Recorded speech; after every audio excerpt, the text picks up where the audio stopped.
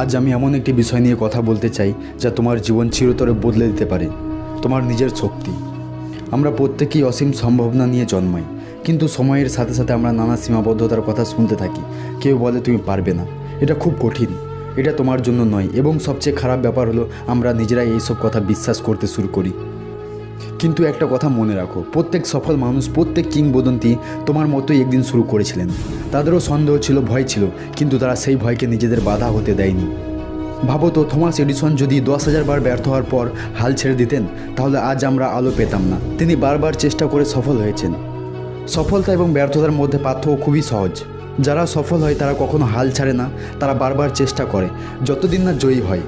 তাহলে বলো তো, তোমাকে থামিয়ে রাখছে কে? ভয়, সন্দেহ, অন্যের মতামত?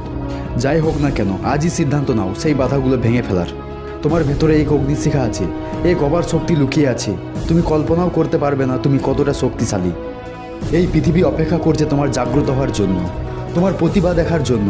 তাই আজই প্রতিজ্ঞা করো, অজুহাত নয়, কাজ করব, অপেক্ষা নয়, শুরু করব। হার মানব না, জিতব। কারণ তুমি শক্তিশালী, তুমি সক্ষম, তুমি অপ্রতিরোধ্য। এখনই উঠে দাঁড়াও, সামনে এগিয়ে চলো এবং তোমার স্বপ্নকে বাস্তবে পরিণত করো।